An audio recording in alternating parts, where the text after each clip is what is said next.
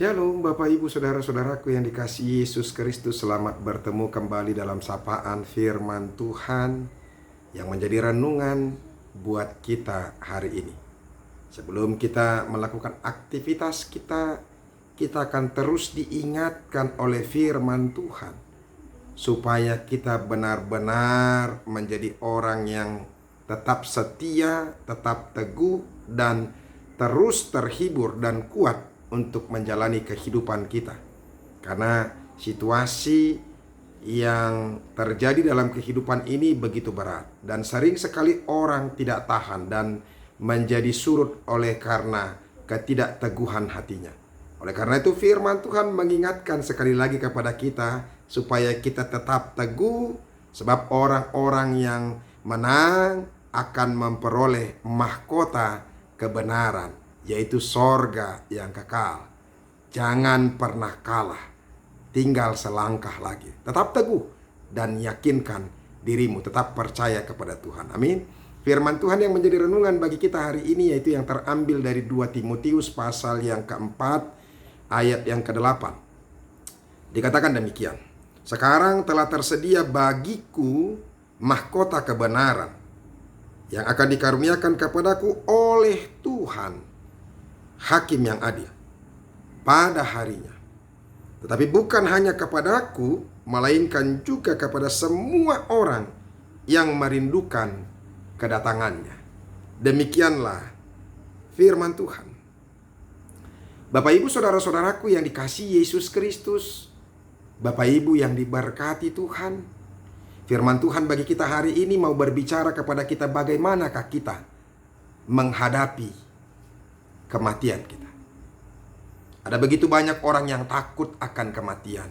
Ada begitu banyak orang yang gampang khawatir dan tertekan, bahkan depresi ketika menghadapi kematian. Karena dia menyadari dalam hidupnya terus melakukan dosa. Karena pada akhirnya dia berpikir, aku akan berhadapan muka dengan Tuhan dan mempertanggungjawabkan seluruh pekerjaan kehidupanku, imanku, apa yang sudah aku lakukan kepada Tuhan. Oleh karena itu, banyak orang yang takut untuk menghadapi kematian. Tetapi saudara-saudara, hari ini kita mau lihat Rasul Paulus tidak demikian. Bahkan Rasul Paulus betul-betul sukacita, betul-betul menantikan hari kematiannya. Karena dia tahu bahwa kematiannya sudah dekat. Itu yang dikatakan saudara-saudara kalau dari ayat 6. Dia katakan kepada Timotius, mengenai diriku, darahku sudah mulai dicurahkan sebagai persembahan, dan saat kematianku sudah dekat. Dia sungguh-sungguh mengerti dan dia sungguh-sungguh mengetahui bahwa kematiannya sudah dekat. Saya tidak tahu bagaimana caranya dia menafsirkan itu, bagaimana dia mengerti itu, tapi saya yakin Roh Tuhan yang memberitahukan kepadanya bahwa saat kematiannya sudah dekat. Orang-orang yang benar dalam hidupnya pasti mengerti bahwa tentang ajal yang akan menjemput dia. Jadi orang-orang yang benar pasti Tuhan akan memberitahukan kepadanya saat-saat akan berakhir dalam hidupnya. Itu. Jadi makanya saudara-saudara, setiap orang benar selalu saja bisa menyampaikan, melakukan hal-hal yang baik sebelum dia meninggal, sebelum dia harus berhadapan dengan Tuhan.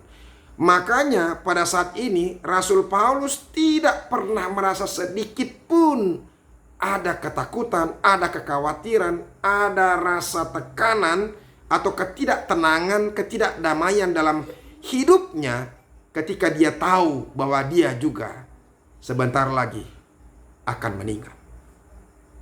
Yang menjadi pertanyaan kepada kita saudara-saudara, ini yang menarik.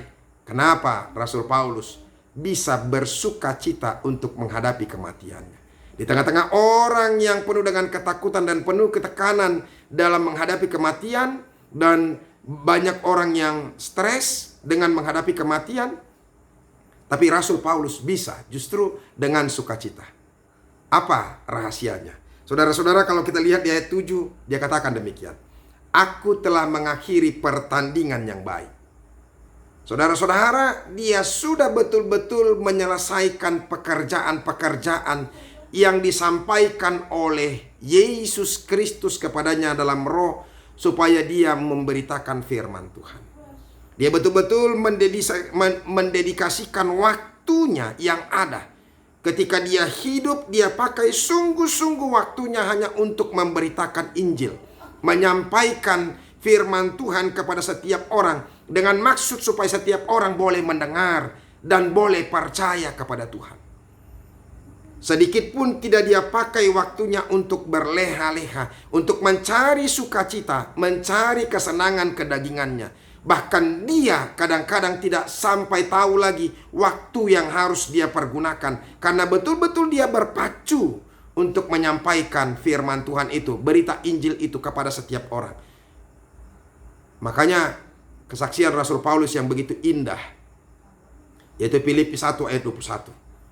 Bagiku hidup adalah Kristus. Bagiku hidup adalah Kristus. Jadi bagi Paulus, hidup itu semata-mata Kristus saja. Dia terus memberitakan firman Tuhan. Dia terus menyampaikan Injil itu kepada setiap orang. Dia pergunakan waktu itu. Tidak ada waktu rasanya buat dia untuk bermain-main, untuk menikmati kehidupan yang lain-lain yang tidak berguna. Dia kesampingkan semuanya itu. Dia buang itu jauh-jauh. Bagaimana supaya dia punya waktu yang lebih banyak. Bahkan dia merasa terhutang ketika dia tidak menyampaikan firman Tuhan kepada setiap orang. Makanya dia katakan, ya, kalau dia katakan tadi, bagiku hidup adalah Kristus dan mati adalah keuntungan.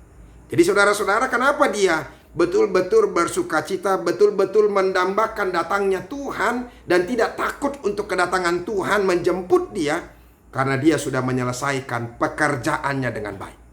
Sebenarnya ini juga yang mau diingatkan Rasul Paulus kepada Timotius ketika dia menyampaikan suratnya. Ini bagian yang terakhir. Ini pasal yang terakhir dari 2 Timotius ini, ya. Judulnya saja, penuhilah panggilan pelayananmu. Di hadapan Allah dan Kristus Yesus yang akan menghakimi orang yang hidup dan yang mati, aku berpesan dengan sungguh-sungguh kepadamu demi penyataannya dan demi kerajaannya. Beritakanlah firman, siap sedialah baik atau tidak baik waktunya. Nyatakanlah apa yang salah, tegurlah dan nasihatilah dengan segala kesabaran dan pengajaran. Dia ingatkan Timotius anak rohaninya supaya dia memberitakan firman Tuhan, menegur orang, mengajar, ya, dan menasihati orang-orang. Supaya nantinya ketika dia akan dipanggil oleh Tuhan, dia tidak akan pernah takut lagi. Karena apa? Karena semua pekerjaan-pekerjaan itu sudah dia selesaikan. Bapak, Ibu, saudara-saudaraku, ini mau mengingatkan kita supaya kita juga mempergunakan waktu dengan sebaik-baiknya. Terlebih untuk menyampaikan firman Tuhan, membagikan firman Tuhan, memberitakan firman Tuhan baik secara verbal maupun non-verbal. Dan hari ini saya merasa bersyukur, ya. Dan itu yang memotivasi saya, menginspirasi saya supaya semakin kuat dan teguh, tetap teguh untuk memberitakan firman Tuhan kepada setiap orang melalui media sosial ini. Karena apa? Karena saya pikir media sosial ini ternyata boleh dipakai untuk pemberitaan firman Tuhan. Ketika ini dibagikan kepada banyak orang, kepada setiap orang kalau bisa. Makanya saya bagikan kepada banyak orang. Dari nomor WA yang ada bagi saya itu saya sampaikan. Kadang-kadang saya tidak mengenal siapa nomor-nomor itu, karena kadang-kadang ya ada nomor yang ini saya tidak tahu, dan ada orang yang marah, kecewa, geram. Saya juga jadi kesal juga melihatnya. Ya, dia merasa kecewa ketika dia mau tahu siapa yang mengirim ini, padahal saya pikir apalah artinya itu. Andaikan pun dia tidak tahu pun tidak perlu dia harus marah, karena ini pemberitaan firman Tuhan. Pemberitaan firman Tuhan harus disampaikan kepada setiap orang. Kecuali kalau saya mengirimkan hal-hal yang tidak baik. Kalau firman Tuhan siapapun itu, selagi itu firman Tuhan itu benar-benar baik dan sungguh-sungguh, maka terimalah, sekalipun siapapun yang memberitakan itu, menyampaikan itu kepada kita.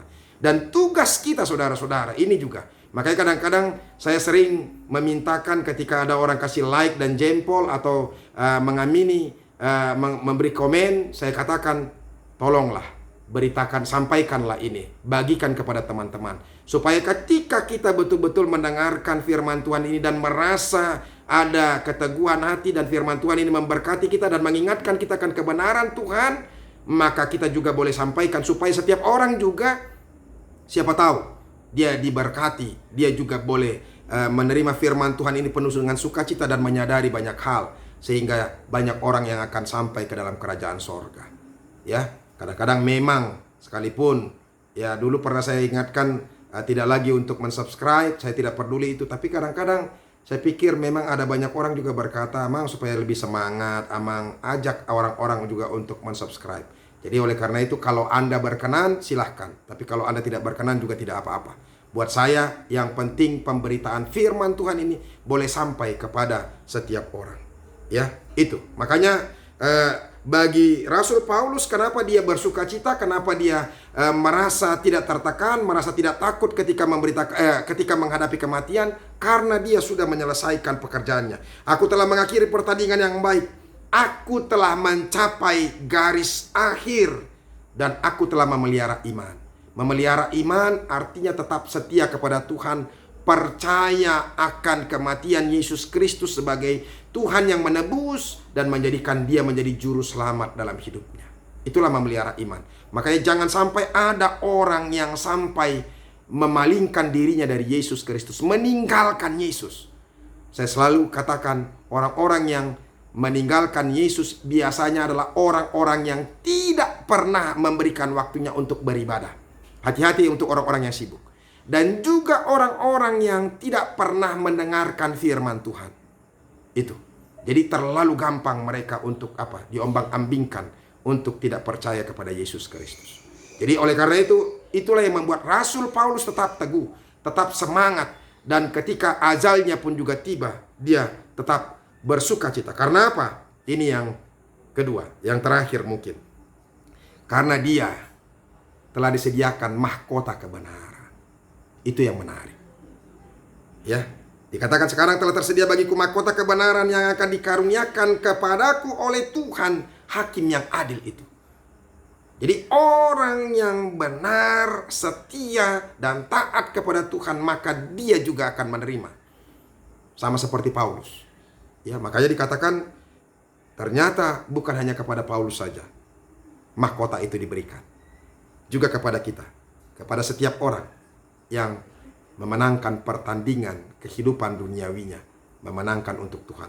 Tetapi bukan hanya kepadaku, melainkan juga kepada semua orang yang merindukan kedatangannya.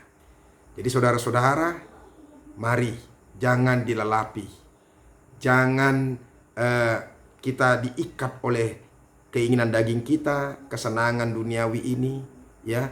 Mari mencari kebutuhan kita dengan secukupnya. Lantas kita boleh betul-betul memberikan hati kita untuk Tuhan. Jangan sampai lupa saudara-saudara akan imanmu. Teruslah memberitakan firman Tuhan, sampaikan firman Tuhan, baik itu secara verbal dan juga non-verbal. Non-verbal yaitu dengan meneladani cara-cara hidup yang Kristiani, menjadi orang yang baik, menjadi orang yang benar, dan tidak pernah membalaskan atau menyampaikan sakit hati kita kepada orang lain, atau membuat orang menjadi sakit hati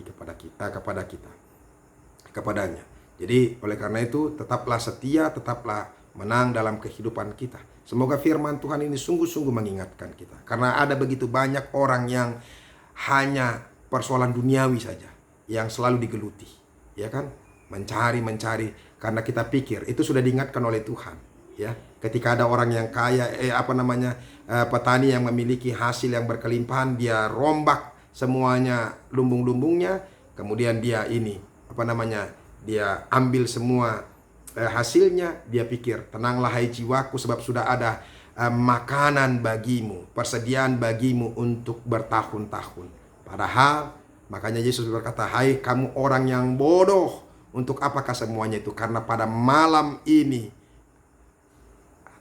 engkau akan dipanggil oleh Tuhan, engkau akan mati. Jadi oleh karena itu saudara-saudara ingatlah, tetap untuk betul-betul mempersiapkan diri kita. Jangan hanya mempersiapkan hal-hal yang duniawi. Ya, semoga firman Tuhan ini meneguhkan kita dan mengingatkan kita dan memberkati kita. Tuhan Yesus memberkati.